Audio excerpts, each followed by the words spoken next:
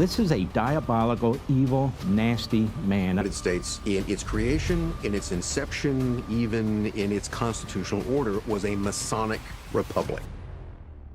Mark Levin, an influential conservative commentator, has recently sent ripples through the political landscape by revealing what he claims to be the final U.S. government secret about how presidents are controlled. This stunning disclosure, a culmination of decades of political discourse, debates, and speculation, has opened up a window into the murky inner workings of American governance. Levin's revelations not only question the integrity of the presidency, but also the broader framework of U.S. democracy. This event, filled with intrigue, points to a sophisticated, concealed mechanism within the government that, according to Levin, has been designed to influence and control the highest office in the land. The implications of such a claim extend far beyond the current administration, shaking the very foundations of how Americans perceive their government. Before we start, hit the like and subscribe buttons for more exclusive news. At the heart of Levin's expose is the assertion that presidents, once in office, are not as free and independent as the public is led to believe. According to Levin, a shadowy coalition of government institutions, intelligence agencies, and powerful elites exert substantial influence over the commander-in-chief. This is not a new concept in the realm of conspiracy theories, but Levin's insistence that this control is deeply embedded within the structure of the U.S. government has brought the idea into sharper focus.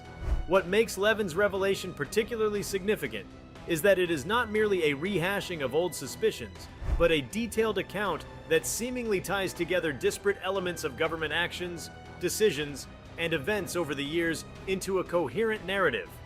One of the core components of this secret system, as Levin describes, revolves around the intelligence agencies, including the CIA, FBI, and NSA.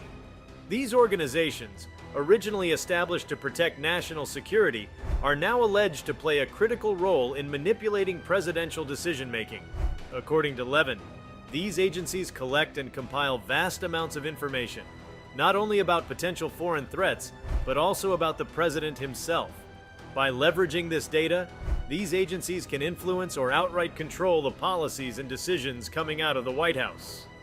This method of control, which Levin refers to as a deep state stranglehold, ensures that no matter who is elected, the president remains tethered to a predetermined agenda.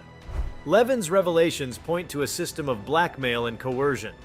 He suggests that past and current presidents are often presented with highly sensitive, potentially damaging information about their personal lives or political careers. This information, stored within the vaults of intelligence agencies, serves as leverage. When a president begins to drift from the established narrative or threatens to implement policies that go against the interests of the deep state apparatus, this data can be used to subtly or overtly push them back in line. Levin argues that this practice has been refined over the years, with intelligence agencies and certain political operatives perfecting the art of soft control, ensuring that presidents remain compliant without the need for overt action or public scandal. This raises significant questions about presidential autonomy and the true nature of power within the U.S. government. If the president can be controlled through such mechanisms, then the democratic process itself becomes questionable. What good is an election if the person who wins is ultimately constrained by unseen forces? Levin's argument implies that voters, regardless of their choice at the ballot box, are electing figureheads rather than leaders.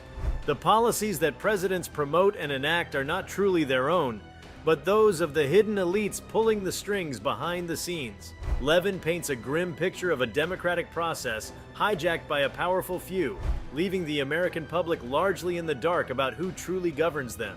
The implications of Levin's claims are far-reaching. If true, this means that American foreign policy, domestic legislation, and even critical decisions on war and peace are being made by unelected officials who operate behind closed doors. These individuals, who are not accountable to the public, can dictate the course of U.S. history. Levin's assertion reaffirms long-held fears that the American government has been compromised by a network of insiders who use the presidency as a puppet for their own interests. The implication here is chilling. The most powerful office in the world may not be the seat of power at all, but rather a pawn in a larger game played by those lurking in the shadows. Levin also touches on the role of the media in this control system. The mainstream press, often seen as the Fourth Estate, is alleged to be complicit in perpetuating this facade. Levin argues that the media plays a dual role. First, by actively participating in the creation and dissemination of the approved narrative, and second, by suppressing any voices or stories that might expose the hidden influence over the presidency. He claims that media outlets have long been a tool used by these elites to manufacture consent and shape public perception. Levin points to the near-universal alignment of major news organizations on key issues such as war, international relations, and even domestic surveillance as evidence of this collusion. He asserts that those who control the narrative control public opinion, and by extension, control the president. Perhaps the most unsettling aspect of Levin's revelation is how long this system of control has allegedly been in place. According to Levin, this is not a recent development, but something that has evolved over decades, if not longer. He points to several key moments in American history as evidence, from the controversial assassination of President John F. Kennedy to the Watergate scandal and even more recent political controversies.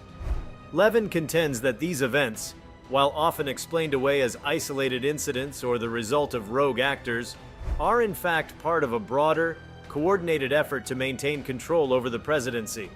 These moments, according to Levin, are markers of a system that reasserts itself when necessary to maintain the status quo. This idea that presidents are constrained from acting independently is further exacerbated by the mechanisms within the federal government. Levin speaks of a complex bureaucratic structure that is nearly impossible for any president to dismantle. Career bureaucrats, insulated from the political process, often have more influence over policy than the elected officials.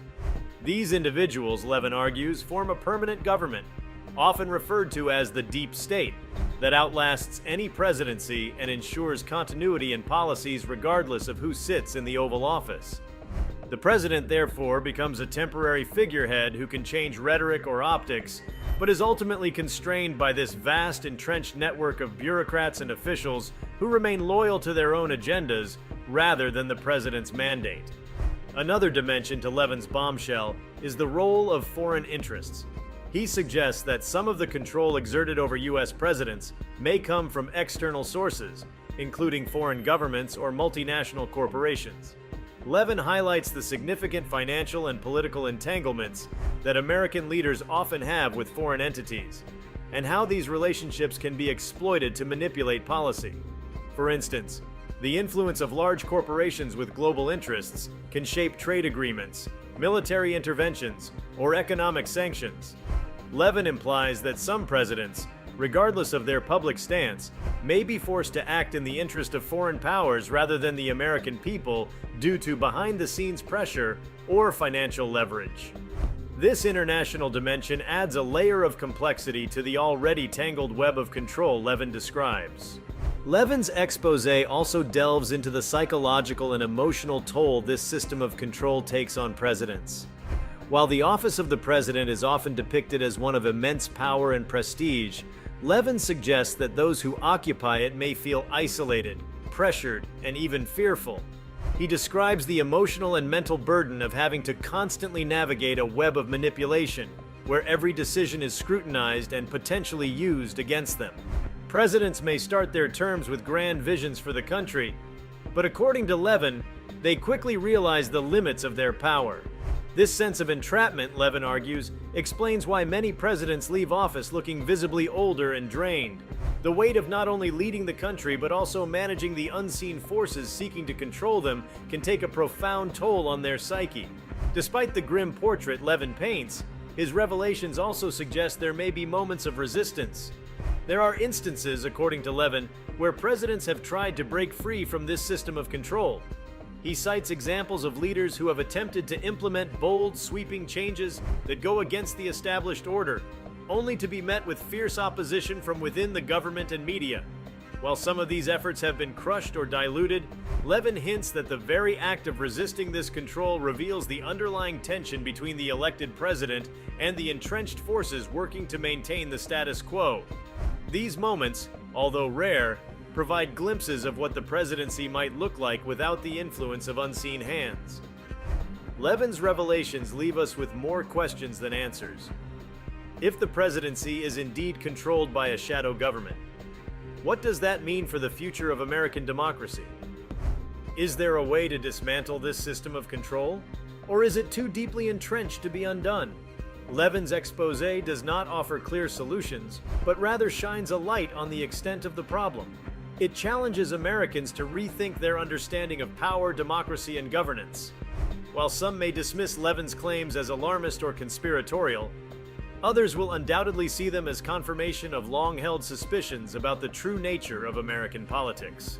Mark Levin's explosive revelations about the hidden control mechanisms over U.S. presidents have ignited widespread debate, and understandably so. While his initial claims are already daunting, the deeper implications of this alleged control system, the entities involved, and the potential for long-term consequences are worth unpacking even further. With the knowledge that the highest office in the land might be subject to manipulation, Levin's statements force us to consider the multifaceted impact on national identity, international relations, and the future trajectory of U.S. leadership. One critical aspect that deserves more attention is the possibility of this control extending beyond just the executive branch. While Levin's central focus remains on the presidency, the nature of his claims suggests that the entire governmental apparatus may be intertwined in this system of influence and coercion. If intelligence agencies and powerful elites truly maintain such a grip over the commander-in-chief, then it stands to reason that other branches of government, including Congress and the judiciary, could also be subject to similar pressures. Members of Congress, for instance, wield significant legislative power, shaping laws and policies that directly impact both domestic and foreign affairs.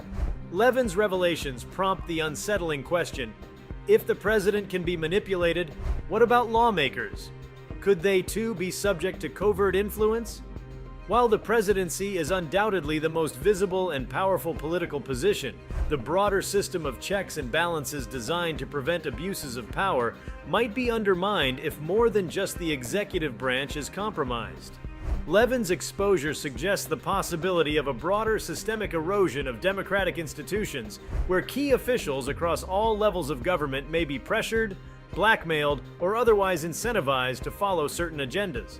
Furthermore, this leads to concerns about the legal system, particularly the judiciary, and its potential vulnerability to external control. While the judiciary is often seen as the impartial arbiter of justice, if the president and Congress are susceptible to manipulation, then the courts could likewise be influenced. Levin's assertions force us to consider whether decisions made by the U.S. Supreme Court, which profoundly affect the country's laws and constitutional interpretations, are truly free from undue influence.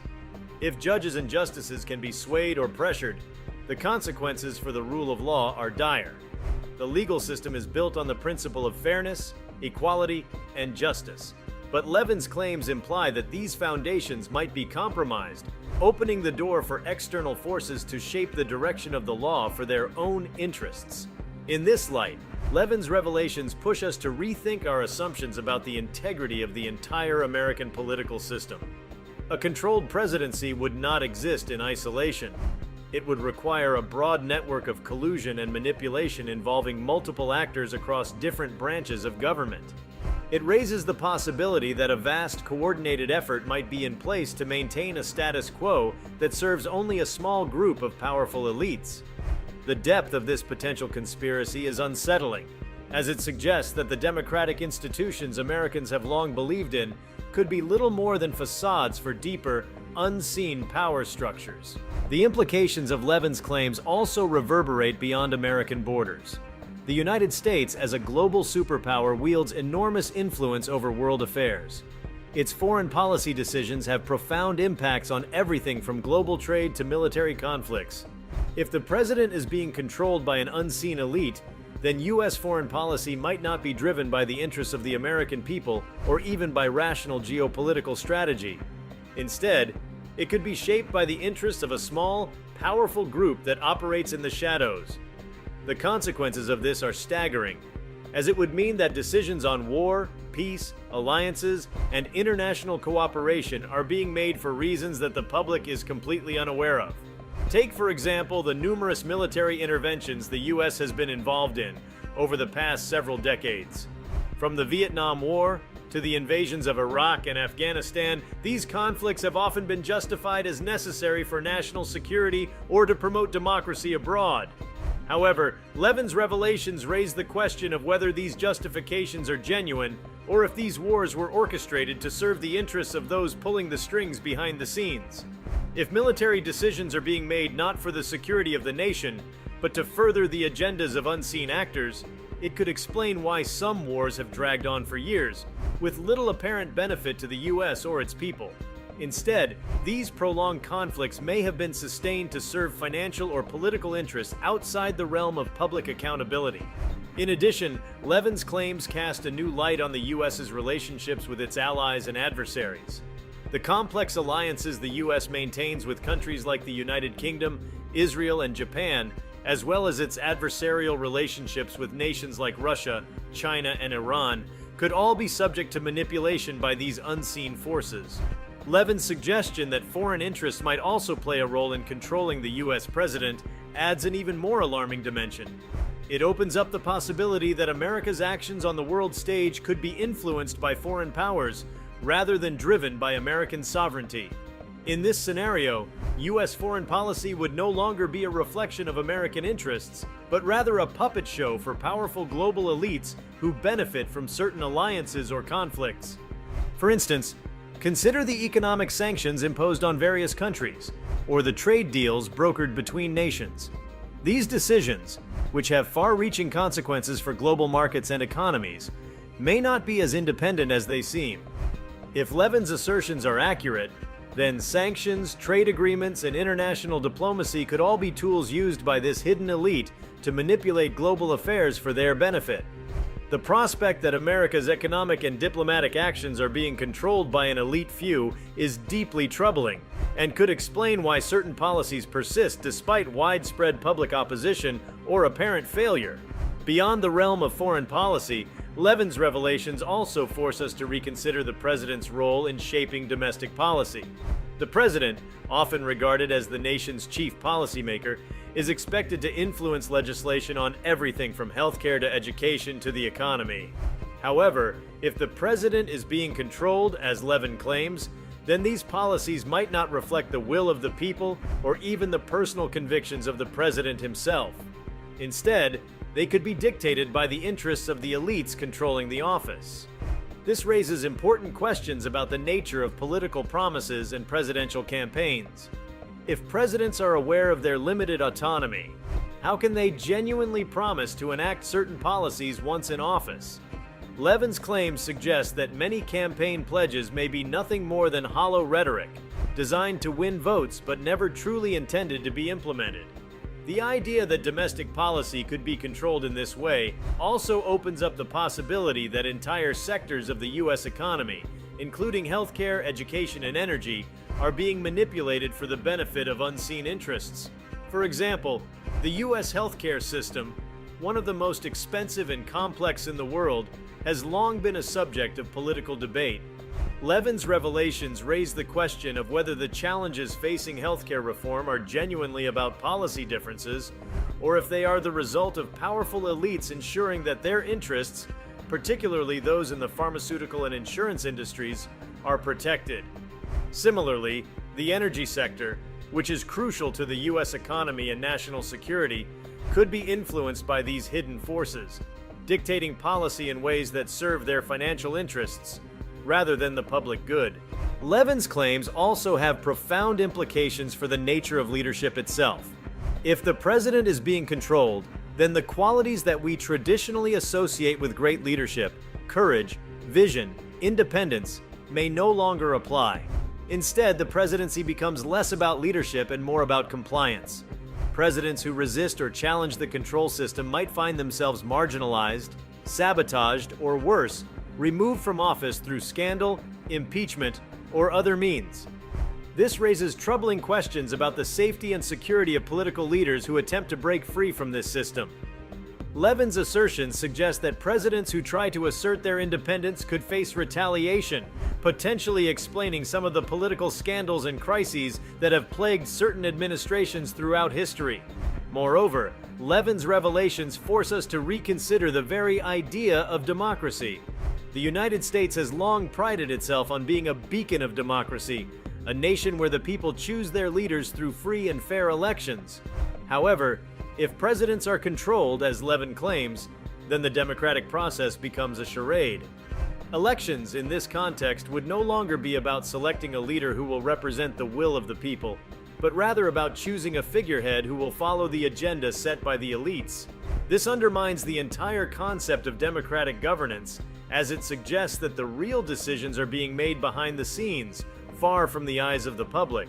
If Levin's claims are true, then the American people have been living under an illusion of democracy, believing that their votes matter when, in reality, the outcome is already predetermined.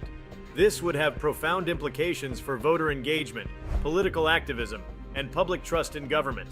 If people believe that their votes do not truly matter, they may become disillusioned with the political process, leading to lower voter turnout, increased apathy, and even civil unrest.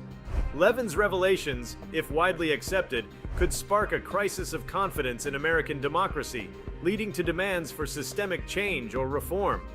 It's worth considering the possibility that both the Democratic and Republican parties, while outwardly differing on key issues such as taxes, healthcare, and social policies, may ultimately serve the same hidden agenda. Levin's revelations might suggest that the major political debates Americans engage in, left versus right, liberal versus conservative, are distractions from the deeper truth. The parties may appear to be fighting for different versions of the future, but in reality, if both are constrained by the same unseen forces, neither is truly advocating for the will of the people. This notion transforms our understanding of party loyalty and ideological divisions. Many voters align themselves with a particular party, believing that their chosen political platform represents their values and best interests. Yet, if the presidents from both parties are manipulated by the same elites, then what does this say about the policies these parties promote? It suggests that party platforms are less about real change and more about maintaining the appearance of choice and democracy. The emotional and intellectual investments people make in their preferred party could be based on an illusion of difference, while the true decisions are being made behind the scenes by those who control both sides. The implications of this go beyond mere party politics. It speaks to a deeper issue of political identity and how citizens see themselves in relation to their government. Levin's claims force us to confront a fundamental question. Is American democracy truly responsive to the people, or has it been hijacked by a hidden apparatus designed to maintain control and stability at the expense of real democratic engagement? If the latter is true, it means that the sense of agency many Americans feel in the political process may be little more than a facade. The political theater of campaigns, debates, and elections could be nothing more than a well-crafted illusion designed to distract from the real centers of power. This also raises significant concerns about the future of populist movements in the United States. In recent years, both the Democratic and Republican parties have seen a rise in populist factions that challenge the establishment. Figures like Bernie Sanders on the left and Donald Trump on the right have energized large segments of the electorate by positioning themselves as outsiders who reject the status quo. However, Levin's revelations suggest that even these figures, no matter how revolutionary they appear, might still be subject to the same mechanisms of control once they assume office. If populist leaders, who come into power with the promise of shaking up the system, are ultimately unable to escape the influence of the hidden elites, what hope is there for real change? Levin's claims imply that the system of control is so deeply entrenched that even the most radical leaders will find themselves constrained once they enter the White House. This is a sobering thought for those who believe in the power of populist movements to effect genuine change. It suggests that no matter how much energy or passion these movements generate, the underlying system remains impervious to their influence. The conversation also extends beyond the presidency and into other aspects of governance. If the elites controlling the president are indeed operating behind the scenes, manipulating the political process, then it stands to reason that their influence extends to key government agencies as well. The vast bureaucratic apparatus of the U.S. government, from regulatory agencies to defense contractors, could be part of the same network of control. These institutions, which wield enormous power in shaping policies and enforcing laws, may not be the neutral, apolitical entities they claim to be. Consider the Department of Defense, for example, which commands one of the largest budgets in the federal government and oversees the most powerful military force in the world. If Levin's revelations about presidential control are accurate, then the military-industrial complex itself could be a key player in this system of manipulation. Defense contractors, intelligence agencies, and even high-ranking military officials could be part of the elite apparatus that ensures presidents adhere to a predetermined agenda. The implications of this are staggering, as it means that decisions about war, peace, and national security are not made solely in the interest of protecting the country, but also to serve the hidden goals of these elites. Similarly, regulatory agencies like the Environmental Protection Agency, EPA, or the Federal Communications Commission, FCC, could also be compromised. These agencies are responsible for enforcing laws and regulations that impact virtually every aspect of American life, from the environment to telecommunications to financial markets. If these agencies are influenced by the same hidden elites that control the presidency, it means that their decisions are not necessarily based on the public good, but rather on the interests of those pulling the strings behind the scenes. This would explain why certain industries, such as fossil fuels or telecommunications, seem to maintain disproportionate power and influence, even in the face of public outcry or scientific evidence that suggests a need for reform. Levin's revelations also touch on the broader issue of surveillance and privacy in the modern age. If intelligence agencies like the NSA are part of the control mechanism, as Levin suggests, then it raises the question of how surveillance is being used to maintain this power. In recent years, the US government's capacity for mass surveillance has grown exponentially, with agencies like the NSA collecting vast amounts of data on both foreign targets and US citizens. This surveillance apparatus could be one of the tools used by the elites to monitor and control not just the president, but the entire political class and potentially the public as well. The implications of this are deeply troubling for civil liberties and privacy rights. If surveillance is being used not for national security, as is often claimed, but to maintain control over the political process, it represents a profound violation of the principles of freedom and autonomy that the United States was founded on. Levin's claims suggest that the surveillance state is not just a tool for counterterrorism or law enforcement, but also a mechanism for keeping politicians and dissidents in check.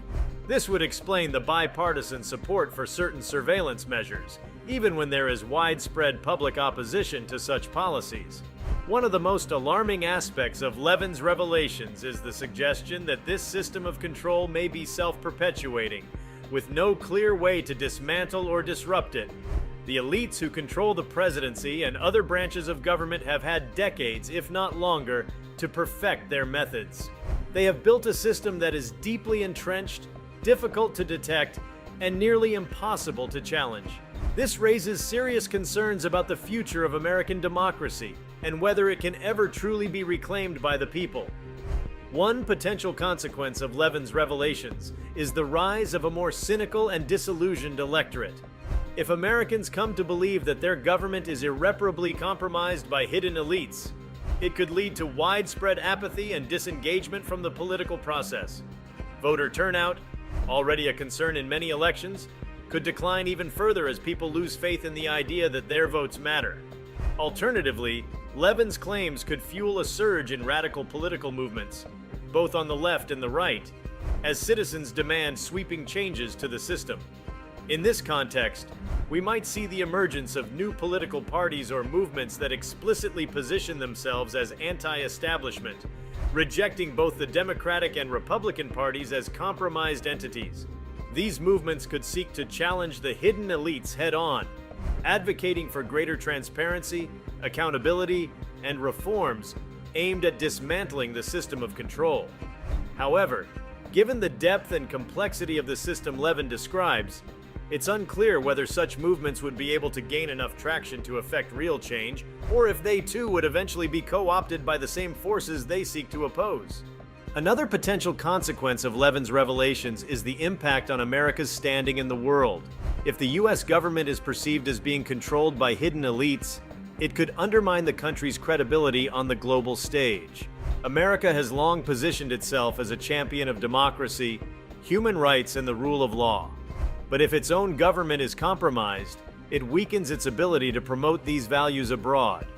This could lead to a decline in American soft power, as other nations question the legitimacy of U.S. leadership. Trump is about to change everything for the United States if they don't kill him first. And we just got some bombshell news on that front, which we'll get to in a moment. It's pretty shocking. Guys, we're at the ultimate tipping point moment for the United States right now. And we better wake up to what's happening. We are going through the largest fundamental change in the structure of the United States and the U.S. dollar in our history, period. I've got a couple of big news updates to get to today. And these aren't just small stories. They are country-changing items that no one is talking about. But first, on the one side, you have a deep state that wants no borders at all in the United States. It wants to control and monitor everything you do. And they want to come to your home if you're a legal gun owner. And just because you legally possess a gun in the sanctity of your locked home doesn't mean that we're not going to walk into that home and check to see if you're being responsible. Here's what our friend Tucker Carlson just said about Kamala's gun statement. This is openly totalitarian. If we don't resist this, we are done. He's absolutely right. And these same nut jobs want a global government run by the United Nations. And the other side wants to return America to what made this country great. Closed borders, self-sustaining by drilling and manufacturing here at home, increasing tariffs so China can't destroy our country with cheap goods, by saying Washington will decide how Americans live their lives, not the United Nations, or some global cabal led by billionaires like Klaus Schwab. Heck, we don't even know who's currently running the United States. Demented President Joe Biden just held his first cabinet meeting in 2024. Yeah, his first cabinet meeting for the entire year. And he immediately turned the meeting over to his wife, Jill, to run the meeting. You can't make this up. So I'd like to turn it over to Jill and for any comments she has. And it's all yours, kid. Thank you. You know, sometimes the White House surprises you. What? She's not president. This is unconstitutional. What the hell is happening here? This is why the deep state cabal is so worried about President Trump, because they know they can't control him. His plan that he just revealed is to go back to the roots of George Washington's statement about keeping America focused on America. There's a novel idea. George Washington believed in isolationism. The deep state and the liberals have tried to make that a bad word, isolationism. It's not.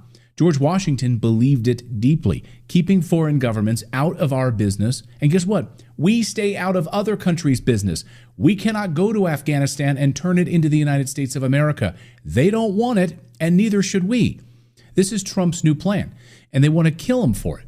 I'll talk more about this plan in a minute, but first, this weekend, we learned that the deep state is actively trying to kill Trump using any means necessary. According to Congressman Matt Gaetz, he's learned that 5 different kill teams are now actively trying to kill the former president. I'll break a little news for you. I had a senior official from the Department of Homeland Security in my office before the second assassination attempt saying that what he has assessed is that there are 5 known assassination teams in the United States. So there are 5, I just want to follow up, 5 assassination teams. Are they all targeting Trump? Is it other officials? Yes. No, wow. I should have been clear about that. 5 teams that we know are targeting Trump. According to the reports, 3 of the kill teams are said to be foreign, and 2 of them are said to be from right here at home, domestic origin. As ex-CIA agent Michael Scheuer just wrote, quote, "There's no news about who's paying them, facilitating their travel, providing them arms and safe houses. Neither is there information about who is paying for them. First, we must assume," he writes, "that the 2 assassination teams that are domestic groups are simply the creatures of the Democratic Party and or the leadership of the Department of Homeland Security and the Secret Service, which appear to have already taken 3 cracks at killing Trump. In other words, our federal government, the deep state cabal, is yes actively trying to assassinate Trump to stop his election and stop his plan from being implemented. They are terrified.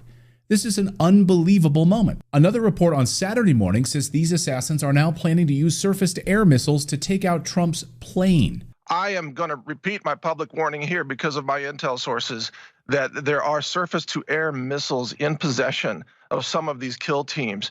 I think these may be even shoulder-fired. I mean, this all sounds fake, right? It sounds like a Bourne movie or something, but it's not. You have CIA whistleblowers, government sources confirming these reports, and sitting members of the United States Congress telling us what they've learned. So why are they trying to kill Trump? Well, it's very simple. Follow the money. As we record this on this Sunday in New York City, the United Nations is meeting to vote on their new plan for all of us. It's called the Pact for the Future. And they've kept it hidden from you, of course. But this new plan by the United Nations would essentially take the power out of our country's hands, place them into a global governing body, the United Nations. Call it UN 2.0 is what they're basically calling it. They'll tell us how to eat. They'll tell us what to eat. They'll tell us how we travel. Oh, your carbon footprint, you traveled too much this month. Sorry, you can't go and visit grandma up in Nantucket. How we conduct our finances, controlled by the World Bank and the IMF. This is happening in New York this weekend. I just spoke to investigative journalist Derek Brose, who is at the United Nations as we speak. He says Americans have no idea what's coming. Of course, this whole thing is a major push towards a global government. They don't like to use those terms. They prefer multilateralism or global governance. But at the end of the day, it's the same thing. It's a more empowered UN to act, to compel nations to do whatever they want. And then the other important aspect that we can get into further is the financial aspect. They keep discussing the need for a new Bretton Woods moment. And of course, Bretton Woods is the post-World War II creation of the International Monetary Fund, the World Bank. It's terrifying. These globalists will stop at nothing. But what they're really scared about is Trump's plan, which I've spent quite a bit of time diving into. And it ends 70 years of the Bretton Woods Agreement. This agreement put in place after World War II. It worked for many years. America would protect all of these countries if they used the US dollar as the reserve currency. America would close down factories and manufacturing in the United States and send those factories to your small country to enrich you. You would be able to build up some nice wealth, but you've got to use the US dollar, right? And we'll provide security. That's exactly the plan. That was the Bretton Woods Agreement. Trump is about to kill all of that. The end of Bretton Woods. Bretton Woods has killed America, and Trump's plan kills it. Remember, Bretton Woods was implemented by a global cabal of millionaires. It wasn't voted on by the American people. It's the exact opposite of what George Washington wanted. And there's been no one around to say, enough is enough. This is stupid. We've got to end this. You mean we're going to spend billions to build up Ukraine's military while our military is crumbling? You mean we're going to offshore all of this manufacturing so that Europe and other countries can become economic dynamos while America crumbles? Now Trump is about to drop the hammer with his new plan. This new Trump era is an era when America comes back to life. You take the advantages that you gave up to other countries, manufacturing, AI development, energy production, all of it, and you bring it back to America once again. You may love Trump, you may hate Trump, it doesn't really matter. This plan is the reason they are trying to stop him. Wise leaders always put the good of their own people and their own country first. The future does not belong to globalists. It's an end to the globalist agenda, and they are terrified of it. Mark my words. And they keep calling Trump a threat to democracy. Peter Doocy asked Karine Jean-Pierre that very question at the White House press briefing. Basically, why are you guys trying to get Trump killed by calling him a threat? Because there are crazy people out there that are listening to you right now. Here was her response. 2 days since somebody allegedly tried to kill Donald Trump again. And you're here at the podium in the White House briefing room calling him a threat. President Biden has been clear-eyed about the threat that the former president represents to our democracy. How many more assassination attempts on Donald Trump until the president and the vice president and you pick a different word to describe Trump other than threat? Peter, if anything from this administration, I actually completely disagree with the premise of your question, the question that you're asking. It is also incredibly dangerous in the way that you're asking it, because American people are watching.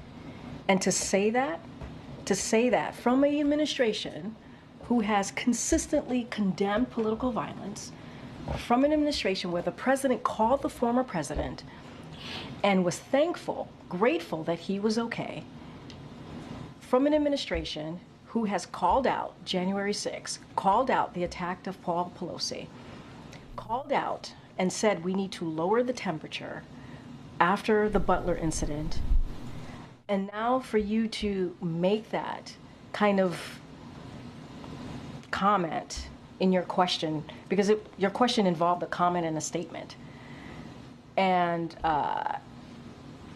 it is, that is also incredibly dangerous.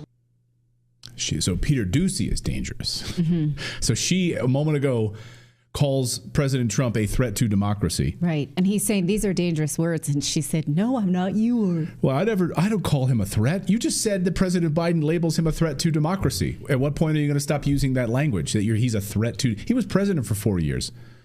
What threat was there to our democracy? I don't know if you've looked at the country right now, if you've stared at it in the face, but it's been a disaster. So what threat exactly? Could she clarify? But Peter Doocy is the threat to democracy. He's dangerous. And the threats keep on coming. Overnight, we learned that more than 20 Trump supporters at a rally in Tucson who were predetermined to be in this roped-off area to shake Trump's hand suddenly came down with a chemical burn. Chemical burns to their eyes. They had to be rushed to the emergency room.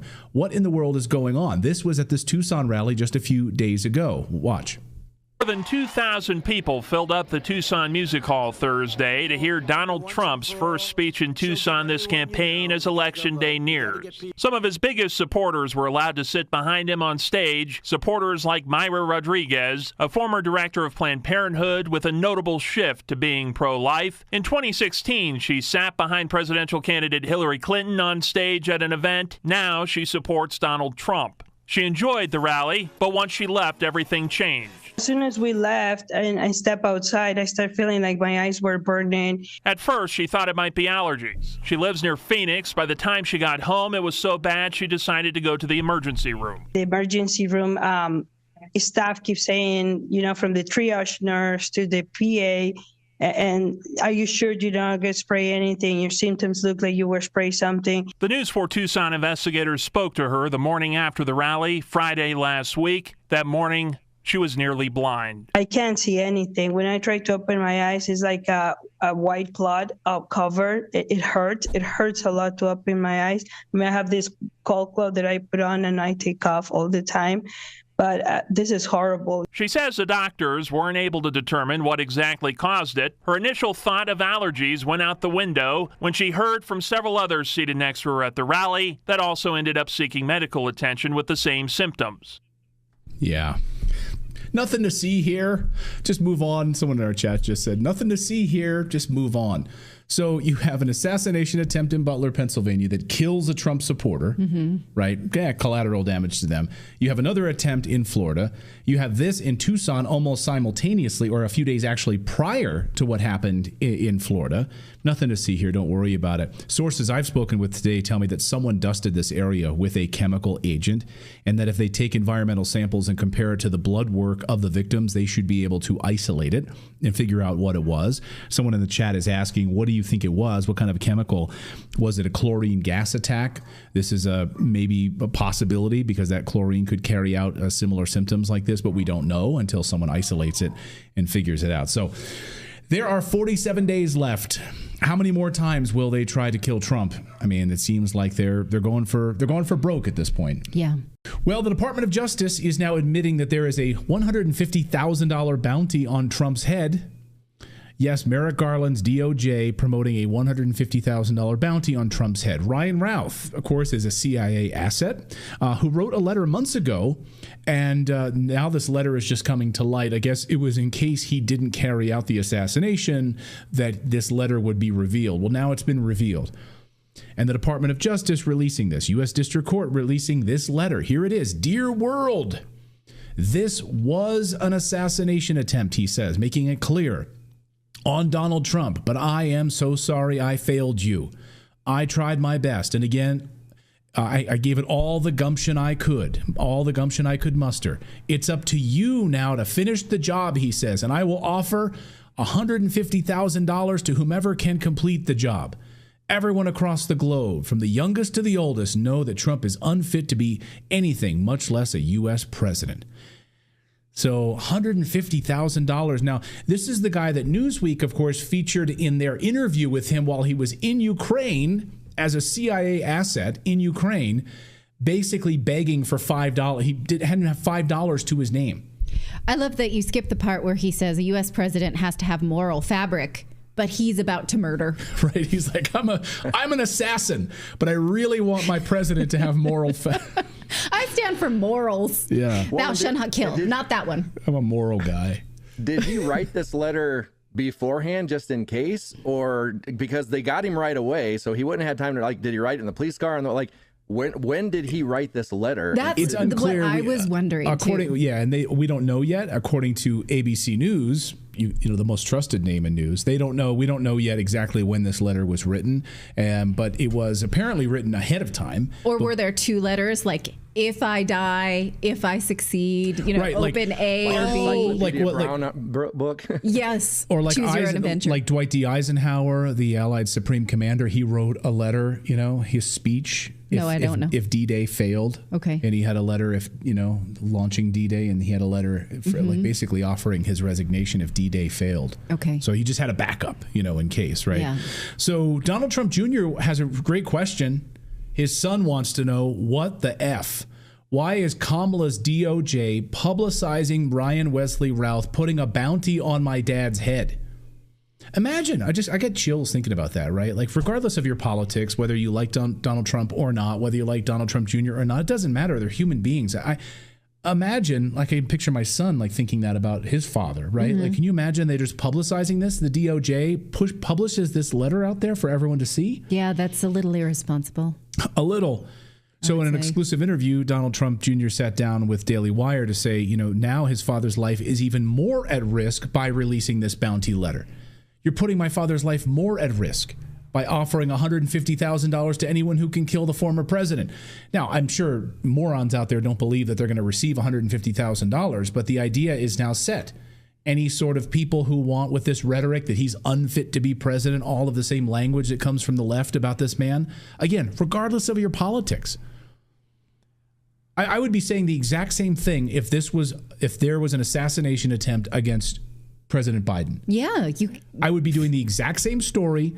And if the Trump's Department of Justice released the letter encouraging Americans to basically go and assassinate a president, I would be saying the same damn thing. It's unbelievable. Yeah. It's could be construed as incitement to violence. This is exactly why, like, the State Department has a long-running statute where they don't negotiate with terrorists. Right. This is because it encourages them. And so then, but then they publish it. I mean, that is highly irresponsible. Robbie Starbuck tweets this. He says, I try never to be surprised, but the Department of Justice putting out a bounty to kill Trump actually put my jaw on the floor. How the hell are we supposed to take them releasing this bounty as anything but an attempt to get President Trump killed? And recall that it's the same Justice Department that is currently pursuing indictments against Donald Trump. So the illusion of impartiality is punctured, I would say. Yeah. I mean, this is the same Department of Justice, just so you understand. They have a choice as to what documents they release, right? So when they're questioned as to which documents related to Trump's house, the raid at Mar-a-Lago, the DOJ released this document justifying the raid. They chose to redact key parts of it, right? Right. The concerns are particularly compelling in this case. Like, that's it. That's it. That's all you get. The rest of it's redacted. Yeah. But, you know, when you want to release the hit on Donald Trump, here, you could read the full thing. Here's the full letter. Release it. Here it is. We'll offer $150,000. DC Drano tweeted this. So the DOJ will immediately release a bounty letter from the Florida Trump assassin offering $150,000 bounty to take out Trump, but wouldn't release the Nashville trans terrorist manifesto for over a year. The DOJ needs a massive overhaul. Right. So the trans manifesto, of course, shooting up a Christian school, and we don't get to see any of that because the left wants to protect transgender, and they wanted to blame it on Christians. See how this works? Jesse Kelly tweeted this. People are shocked the DOJ publicized a $150,000 bounty on Trump's because people still haven't accepted that we already live under an evil, murderous government that will simply kill anyone who threatens its criminal enterprise. Corrupt regimes murder their enemies always. Corrupt regimes murder their enemies always.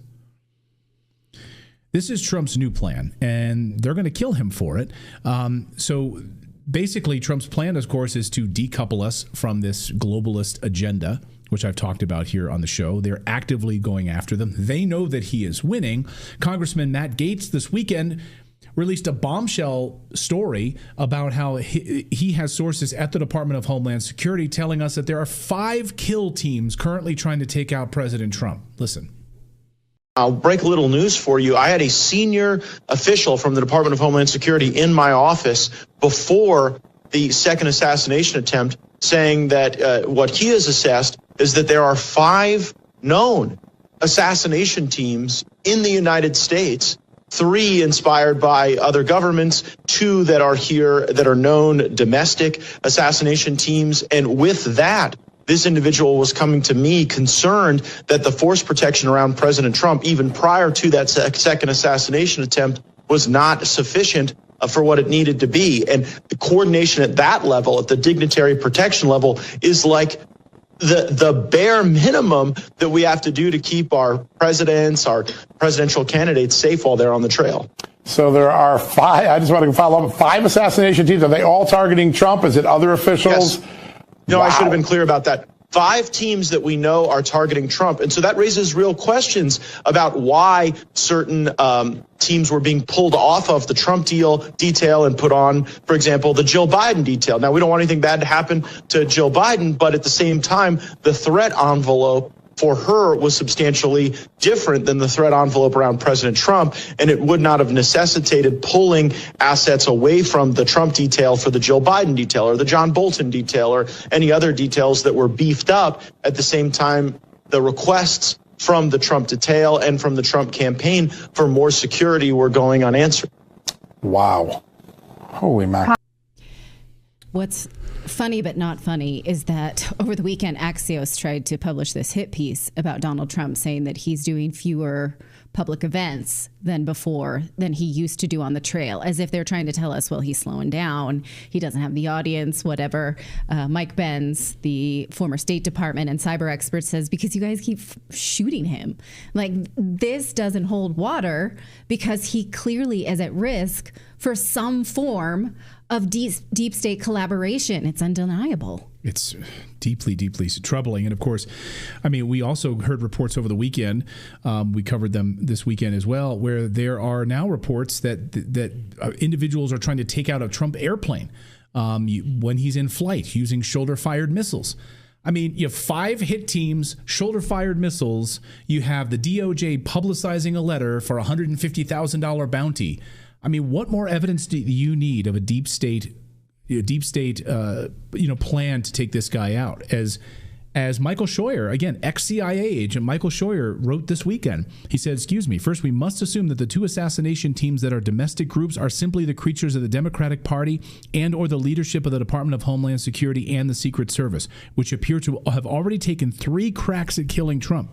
He says, in other words, our federal government, deep state cabal, is basically actively trying to assassinate Trump and stop his election and stop his plans from being implemented. They are terrified of this guy. They're actively terrified of President Trump, and that's why they are trying to kill him right now. Deeply, deeply troubling. So we'll see.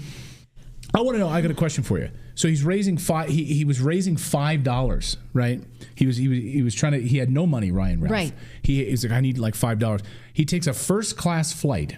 First class flight. He has a gun that's been modified. If you see the photos from the FBI that they released of his gun and all of his equipment, like a modified gun that's there. He's got all kinds of money now. Apparently, where is he getting this money from? And by the way, how does he get $150,000? How is he going to fund $150,000 to complete the job? Great question. He was also offering to fund people that would fight in the war. What, $1,200 a month or something like that for anybody who would like. Where's he getting the money to make that claim? Yeah. Right. Yeah. Well, who knows? I have an idea. Well, we now know there are so many assassination attempts against President Trump. According to a deep state leak that the iNews out of the UK is reporting, they got their hands on the Secret Service admitting that it can't protect Trump from being assassinated. Can't make this up, because of course they can. They're just choosing not to. And they're trying to blame it on, well, there's a lot of guns and there's a lot of social media rhetoric. Why did they exist then? Yeah, their whole purpose is to protect the president. But they can't do former it. president. But they can't do it because there's a lot of guns. Buying guns is. We'll get to what their excuses are in here. So go ahead. Protected from what then? Bees? Like, they didn't know that guns existed. They're like, wait. People are going to be shooting at us? Yeah. Well, let's say also shrubbery and slanted roofs seem to be their kryptonite. Apparently, guns are a new thing. Yeah. Maybe John Wilkes Booth. I don't know. What did he use back in 1860? 1865. Rocks. They can protect against rocks. We've known about guns for a long time. We've known about lone actors. We've known about conspiracies for a long time. Groups of individuals getting together to kill the president of the United States. I guess after Kennedy, they should have just said, well, this is a thing. Yeah, I guess these guns are a thing. 100 years after Lincoln, we have JFK. Anyway, so according to INEW, you can't even make this up. I'm just furious just going over this. I'm just like... They're basically telegraphing, we can't stop it. It's going to happen. Trump's going to be assassinated. That's basically what they're saying. Here it is. The U.S. Secret Service cannot guarantee it can prevent further shootings, such as the 2 apparent assassination attempts involving Donald Trump, U.S. and British intelligence sources have told iNews. Law enforcement sources on both sides of the Atlantic warned that aggressive social media rhetoric and the ease of buying firearms has created a threat for both presidential campaigns too large for the U.S. agency to deal with alone. On Sunday, Mr. Trump faced his second assassination attempt in 2 months as a would-be shooter positioned himself in the bushes on the perimeter of his Florida golf club.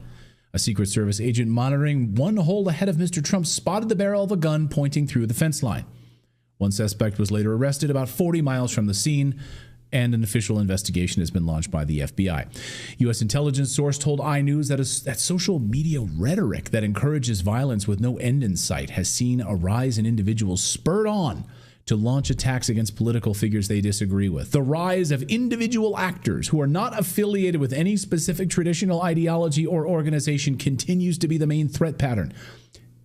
They warned about the rise in aggression fueled by social media. And the U.S. Secret Service is not resourced to track every, quote, crazy narrative on the internet, end quote, requiring them to lean on other agencies. Really? So wait a second. Let's just so we understand here, this shooter the other day at Trump's golf course was not some just random poster on the internet. We now know, according to Breitbart, that the FBI, Interpol, the Customs and Border Protection were warned about the Trump assassination suspect Ryan Routh multiple times. This was not just some random internet social media narrative BS. Also, didn't we cover last week the fact that they have a mass surveillance tool and they're going to survey us? Refer to the piece I did about how the Department of Homeland Security now has this weapon of mass surveillance that they say can protect against any fake news, any AI simulation. They're on it. They say they can control the whole internet unless it's a threat to Trump. Well, unless it's a threat to Trump, we'll allow that to happen. I mean, they did know about him. So the surveillance is working okay. It's just the act upon it thing that seems to be a bit wonky at the moment. Mm-hmm. Maybe they what know they need about to do. Let's have them just go scrub all the BlackRock commercials, and everybody that's in them just go. Go yeah, keep an extra eye on them. These guys keep showing up in BlackRock commercials. Yeah, and now there's speculation. In fact, we don't know if it's confirmed yet that this Ryan Routh was actually at a Kamala Harris rally. He was caught on camera. He was one of the individuals who was bussed into the rally. You know, because people aren't actually showing up to her rallies. They have to be bussed in and, I guess, and paid for, like paid for actors. Be interesting to see if the Kamala Harris campaign actually paid this guy. Well, maybe we'll get there. But anyway, we're learning now that authorities ignored multiple warnings about the Trump assassination suspect, Ryan Routh. He had been flagged to the FBI, Interpol, Customs and Border Protection months before this incident. Months. Chelsea Walsh, a nurse who had interactions with Routh in Ukraine, repeatedly alerted authorities about his violent behavior and potential recruitment of Syrian refugees. But no significant actions were taken. Quoting now from Breitbart. When she heard in 2023 that Routh was attempting to recruit Syrian refugees to fight in Ukraine, she filed an online report with the FBI and Interpol outlining her concerns about Routh and others. Neither Customs nor FBI followed up with her. The FBI didn't immediately respond to a request for comment. Routh's behavior has been flagged to the FBI in the past, though not in connection to Ukraine. A tipster told the FBI in 2019 that Routh had a firearm despite being a felon, but when questioned further, wouldn't verify providing the information. An FBI official said on Monday.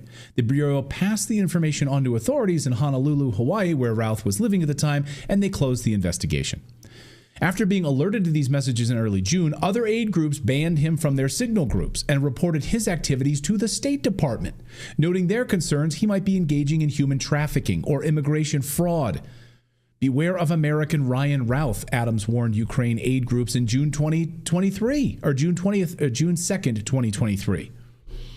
And this morning, at a Trump rally on Long Island, a bomb scare.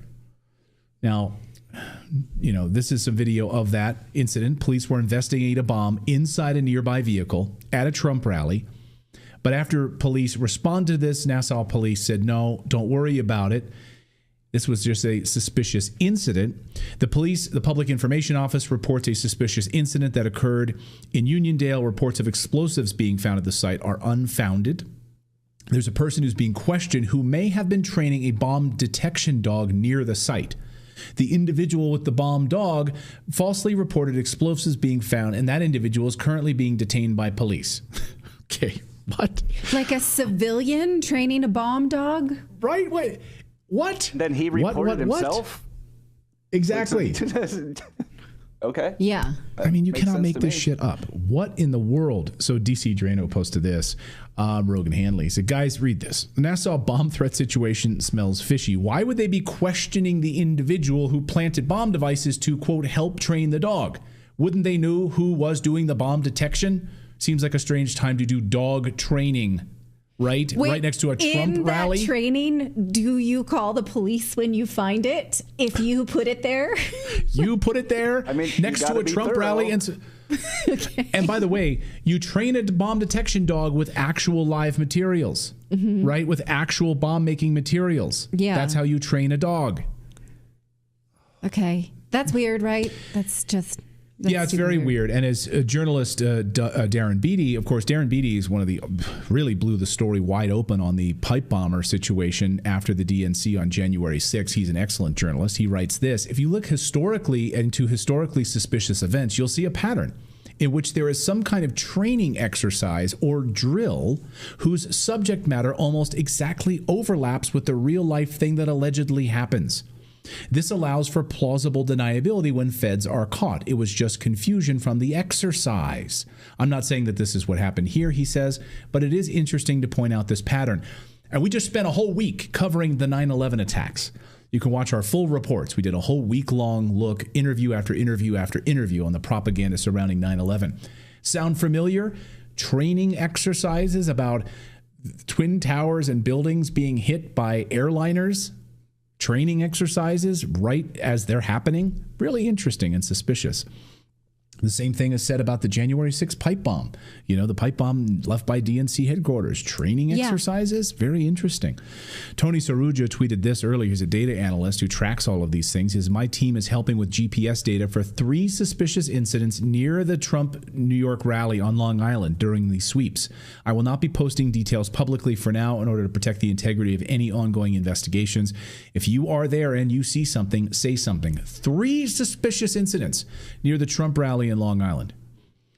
Yesterday, we interviewed ex-CIA agent Michael Scheuer. He got out in 2004.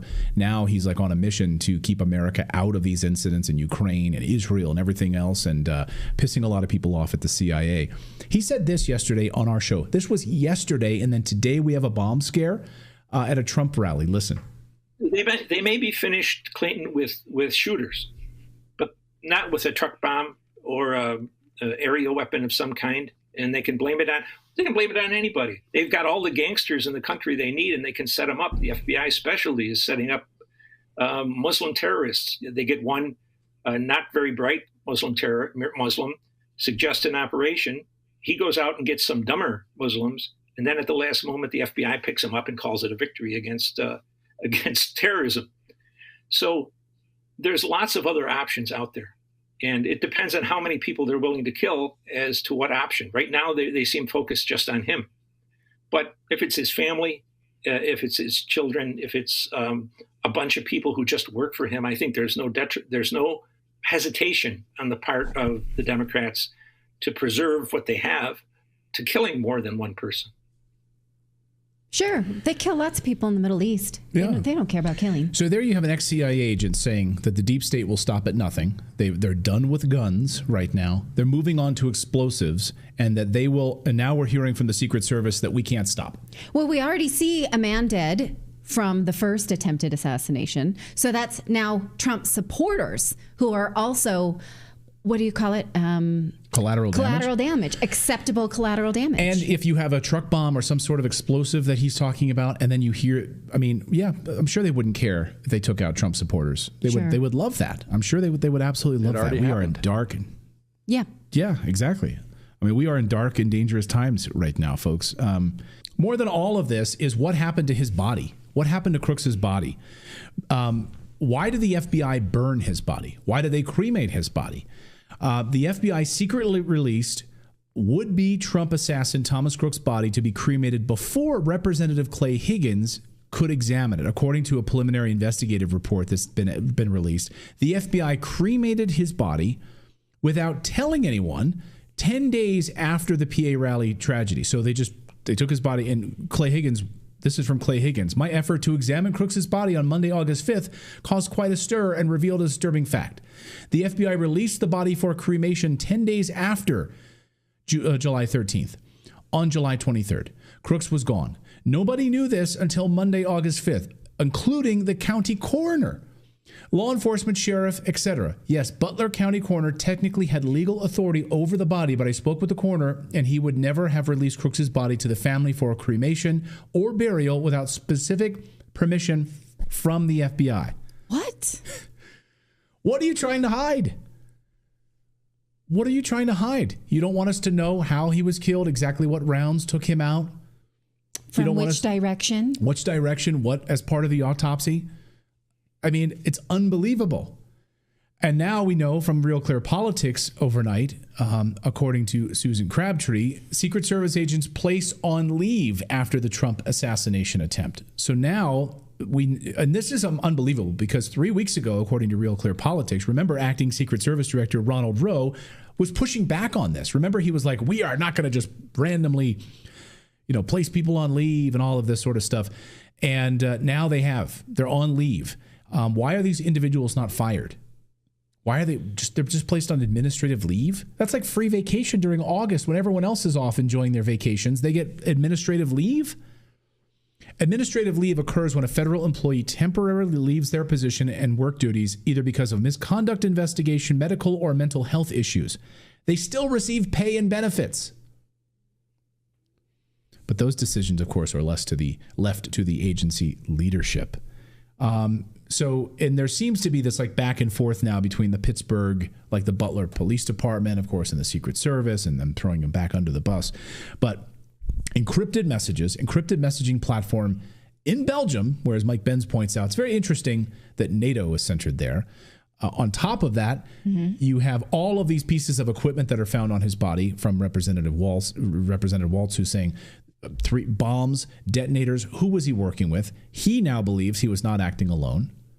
He's on the task force investigating this. And you have the FBI authorizing a cremation of his body, going around the investigation in order to cremate his body.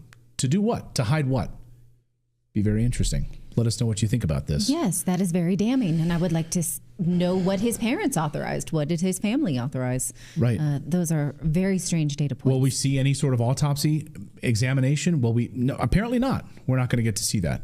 Right. And I guess the task force also is not going to. And when it comes to the JFK assassination, those were really important points. What direction did the bullet enter? Where did it come from? What was the trajectory? I guess we're not going to get that. Calvin Johnstone in our chat says, and redacted, where was his body? Who took it? Where were the cameras? There was cameras all around there. Yeah, exactly. Who removed his body? How did they get it off the roof? Why don't we see that footage? We have the body cam footage. Who took it? Where did it go? Was it sitting in the county coroner's office for those 10 days before it was authorized to be cremated? Who did that? Yeah. It's stunning. I mean, but not really surprising at all. There are those, and I just want to be careful here because there are those kind of throwing around the idea that there's this Iranian plot right? And I've been very cautious. I believe that is my personal humble opinion, that is a false flag. The idea that you're going to use Iran to get us into a large war, and using this, Roger Stone has been very outspoken against this, saying, don't believe it. Don't believe it. They're going to try to pin sort of a catalyst for World War III on Iran. They're trying to do it, so don't fall for it. And as people in our chat are pointing out, it was an inside job inside the United States government. Let us know your thoughts on this, but it's deeply troubling.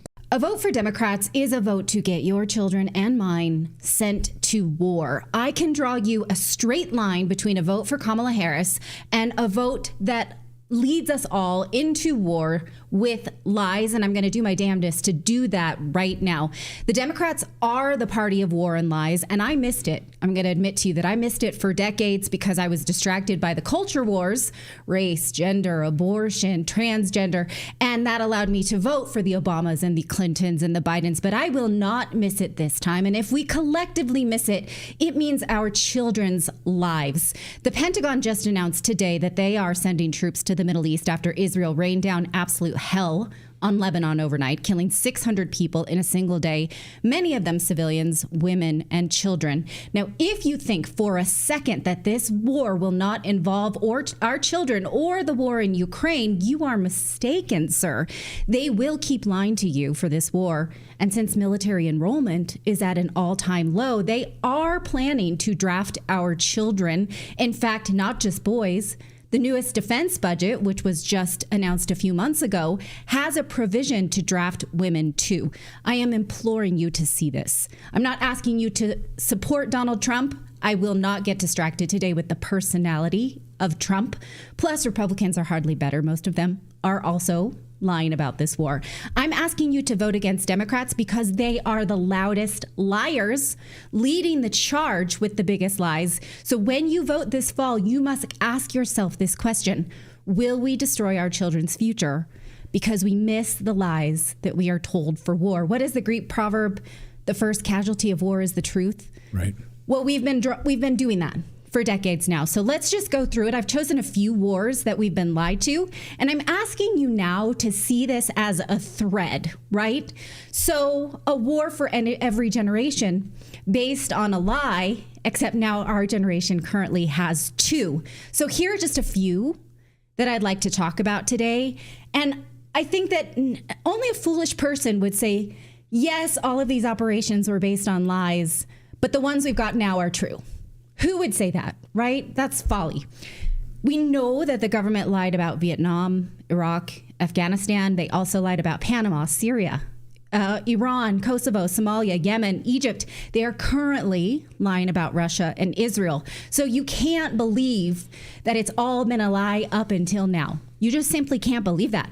So let's get started. I think most of us understand that the Bushes were war criminals. They sold us lies about weapons of mass destruction, Iraqi soldiers throwing babies from incubators. That little beauty, came from a New York City PR firm.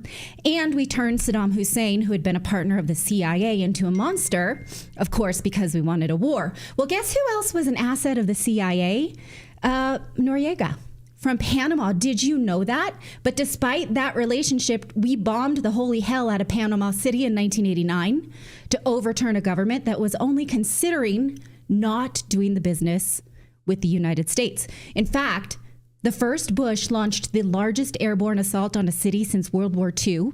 It was called Operation Just Cause, and it was an unprovoked attack on civilians. The death toll has never been accurately counted because the U.S. Army did not let the press or the Red Cross in.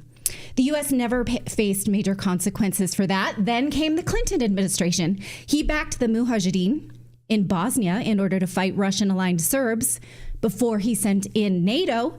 This was NATO's first major operation. They called it Operation Allied Force. It was based on the lie that the Serbs had been exterminating ethnic Albanians. Instead, though, it was our guys who killed civilians. In fact, at least 9 bombing attacks hit civilian areas, and NATO used cluster bombs in Belgrade. We're supposed to have since outlawed those cluster bombs, right, Clayton? but we are using them still. Oh yeah, we're supposed to have outlawed them. They're supposed to be something we've taken off the table. Also, what is it? Depleted uranium shells. Those are supposed to also be taken off the table. But when NATO wants to use them to carry out attacks, NATO gets away with using depleted uranium. Yes. Okay. So that's next in this thread. After Clinton came Bush Jr., he launched the war in Afghanistan. I think we can all agree. Does anyone think that was a good idea? Anyone still here? Bueller. In fact, former CIA analyst and friend of the show, Michael Scheuer, he points out in his excellent book that the Bush administration knew damn well that it would be a lost cause to go into Afghanistan because the CIA had helped the Mujahideen oust the Soviets, but we didn't use any of that intelligence when Bush decided he wanted a war with Afghanistan. We just winged it and sent Americans to their deaths. Then came the Obama years. Now, sure, Obama was the coolest, right? He was the coolest in American history, but also one of the bloodiest. Did you know on his third day in office, Obama ordered a strike in Pakistan that killed 20 civilians? But hey, that was okay. You know why? Because they had a good spin on it, according to the New York Times. Every time the Obama administration killed a civilian, they would label them as combatant as long as they were military-age males, unless there was explicit intelligence proving that they were innocent. Notice how the Times here calls this a disputed method. Like, well, I mean, think of that as your son. Your son gets killed by a foreign actor that's invading your country, but because he was a teenager, they thought he could have been a terrorist. It counts. Put him on the list. Check. Well, obviously that's wrong. We should all know that.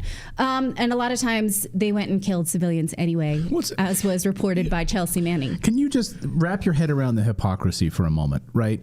That's what the Obama administration labeled them as. So military-age men, enemy combatants who are fighting our people, et cetera, right? Yeah. The United States has a wide open southern border where tens of thousands of illegal immigrants have poured across the southern border, and many of them are on the terrorist watch list in the United States. They're actively allowing them to do that, but they won't put a stop to that. Right. It's a nice hypocrisy on the part of the Biden administration. Well, I mean, we see people like tofu. You're bad or good based on whatever you put it in. It's a good stew or a bad stew, right?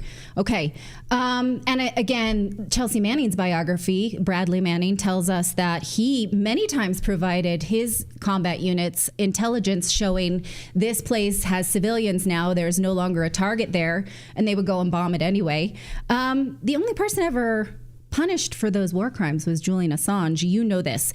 Now, while Obama continued the war in Afghanistan, he was both fighting al-Qaeda in Afghanistan and arming the same group in Syria. The al-Qaeda affiliate in Syria is called al-Nusra. Obama armed them in order to overthrow Assad based on lies about the Assad, they call it the regime. How did he get away with that? He came up with this brilliant spin about calling them moderates. They were not moderates. They were al-Qaeda. So that was just PR spin to sell you war. And we destroyed that country. Syria, of course, one of the most peaceful countries in the world. And we can't have them being independent and all. So once we want to manufacture a story, we destroy their country. And then we wonder why we have Syrian refugees in the United States. Right. Because we destroyed their country. Syrians don't want to live in the United States. Worth noting, we are currently illegally occupying Syria. Right. Even though Kamala Harris lied and said there are no troops in combat zones, Syria doesn't want us there. It's an illegal occupation. Why Obama wanted a war so badly on Syria is part of a long story about Syria that the U.S. has waged since the 60s. Actually, it's not about oil. It's about disrupting Arab collaboration that would harm U.S. financial interests. On that, I refer you to this excellent book. Now, the Obama years also devastated Libya because Hillary Clinton, as Secretary of State, wanted President Obama to wage that war for her. She had been embarrassed by the Arab Spring in Egypt, so she said she's going to change all that in time to run for president. She literally said, I will change that by going after Muammar Gaddafi, who, you guessed it, had been an ally of the CIA during the Bush War in Iraq. Now, Obama launched Operation Odyssey Down, and he lied to the American people for Clinton. He said that Gaddafi was planning a Rwanda-style genocide for 700,000 men, women, and children. They claimed that Gaddafi was bombing peaceful protests, and they spread a strange rumor, that the soldiers were on Viagra in order to do all the raping. All of these were lies. And who did we arm to fight in Libya? Of course, Al-Qaeda trained soldiers. But again, we called them moderates, and then we went and used NATO to help us out, killing thousands of civilians in Libya, not to mention destroying an economy and a country that was on its way to prosperity before Hillary Clinton set her sights on it.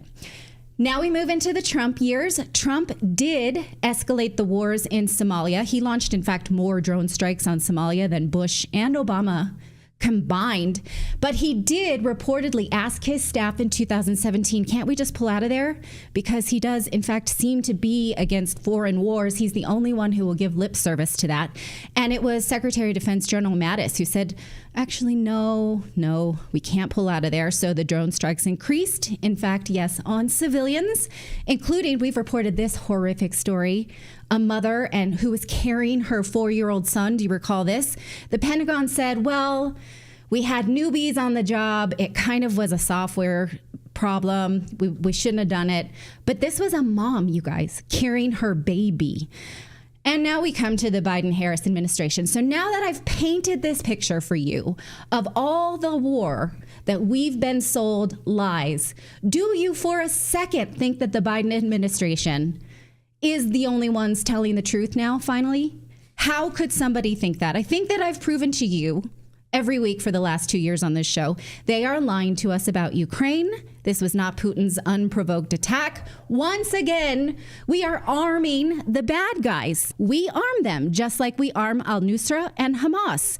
You got to think, though, that Zelensky will soon turn into, for us, a Gaddafi or a Noriega or a Saddam, right? If I were him, I would be smart about that. I would be thinking, well, when does the U.S. turn on me? Because the enemy of our enemy usually becomes our enemy when we need them to be. So if Zelensky were a thinking man, which I'm not sure he is, then he'd be worried about this. And now, this week, we are sending more troops to defend Israel, even though Israel is killing civilians, even though Netanyahu now has dictator power, faces opposition from the Israelis he purports to support. He doesn't. He doesn't care about them.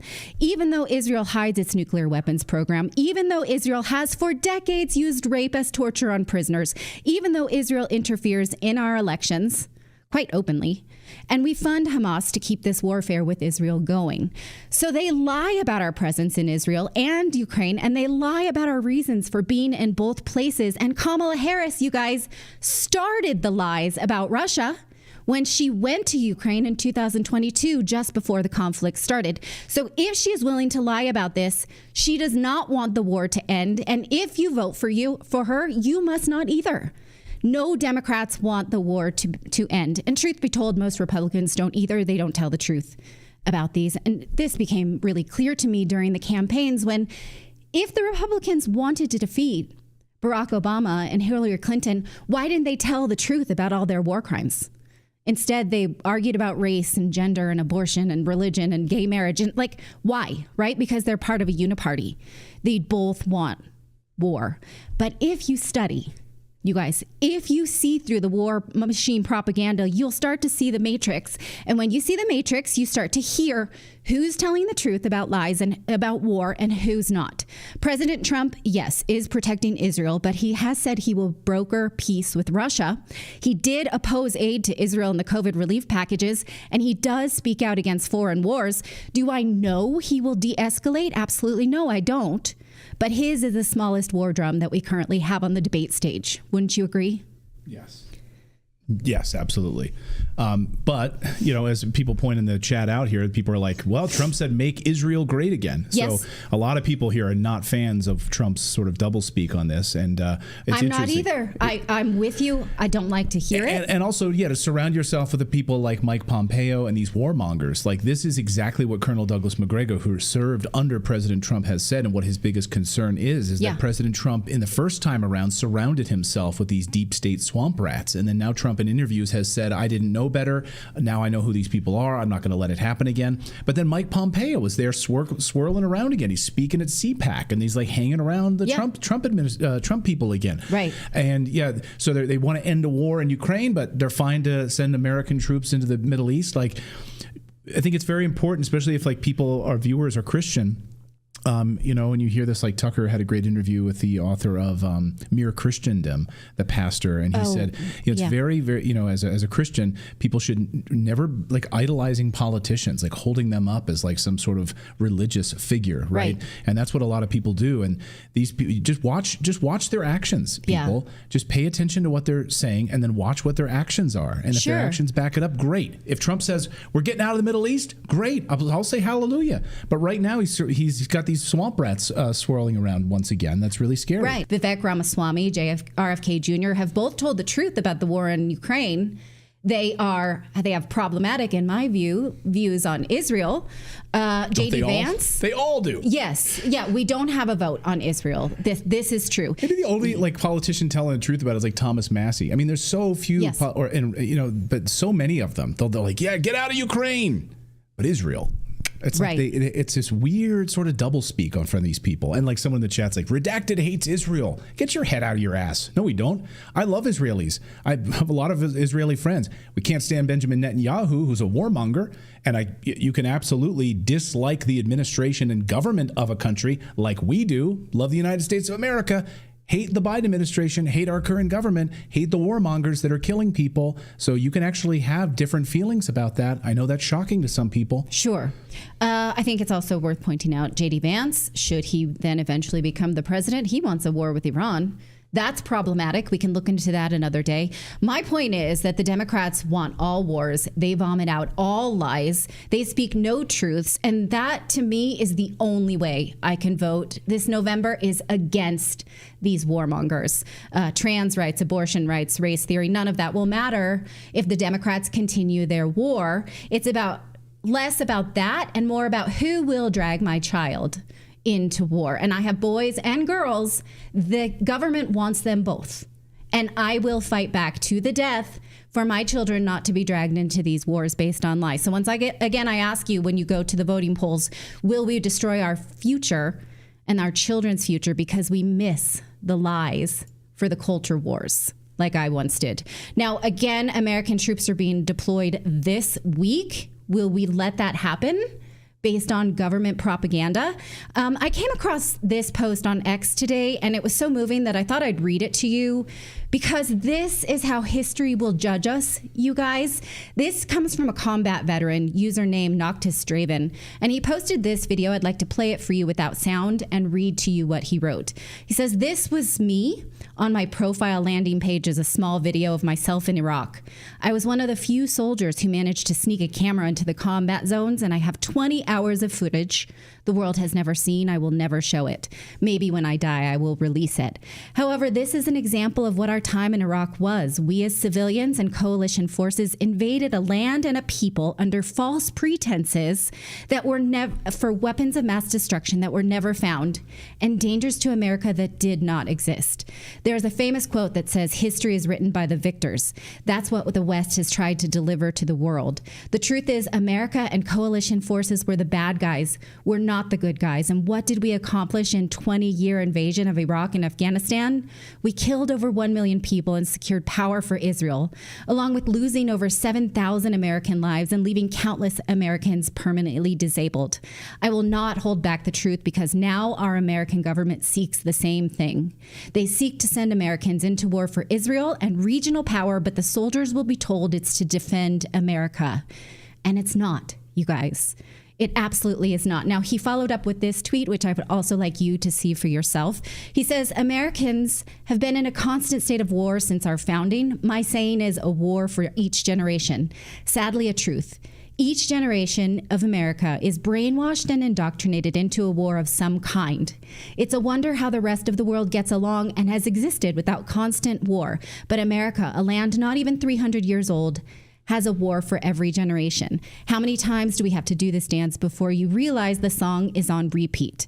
So I ask you, as you go to the polls, how will you vote knowing that the people in power continue to lie to get their war and destruction and death?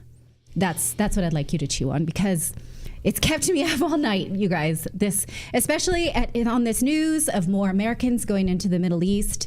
I honestly can't sleep. And I want us together to see this as a string of lies and say, No more. Oh, okay. Now, Zelensky is responding to this promise by Trump saying he's going to get them to peace by saying, well, no, actually, peace is not possible. You can't have peace. It's not really an option. He said, we have to have war. And I want to come back and pitch this under a Harris presidency even more. What he specifically said is Russia can only be forced into peace. It's like... That's like saying doesn't make any sense. It's the stupidest thing. You can't have peace yet. We haven't beat you up yet. We can't. Yeah. We can't stop. I have to beat you up first.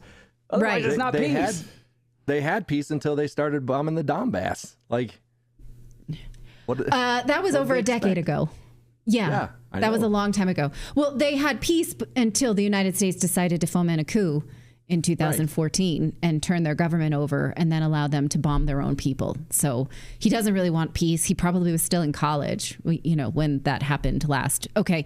So again, this nonsensical quote, Russia can only be forced into peace. And that is exactly what's needed. Forcing Russia into peace as the sole aggressor in this war, the sole violator of the UN Charter. Well, that doesn't make any sense. Also, Zelensky doesn't think that Ukraine is an aggressor. That's so funny, right? What do they call bombing civilians since 2014? What do they call kidnapping people off the street and forcing them into conscription to fight their war? What do they call attacking inside Russian borders? What do they call that? They're not an aggressor. That happened today.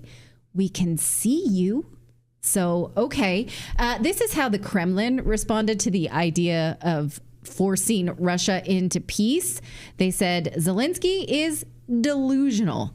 Russia also says that victory in this region is inevitable. So for Russia, they have a clear idea of what victory means. It means the space that they were asked to come in and protect from Ukraine's continued attacks, they will keep it.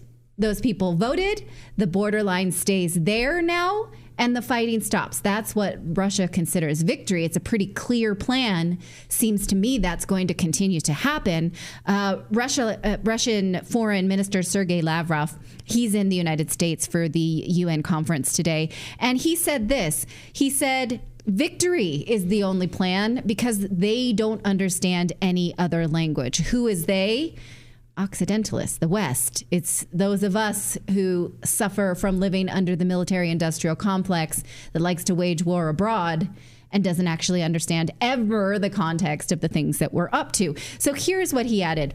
This is Sergei Lavrov. Whenever the West infiltrates to fix a crisis, things only get much worse.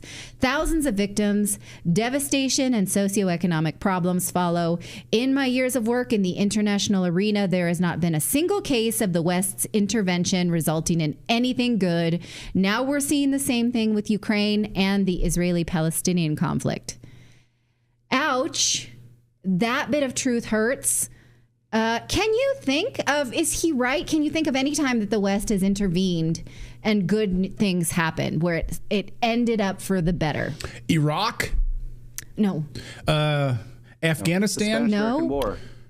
Spanish-American War. Remember the Maine false flag? Vietnam? No. Guys, there's got to be one. Okay, Korea. So I sat there thinking today. Korea. D-Day is the only one I can think of. D-Day is the only one I can think of.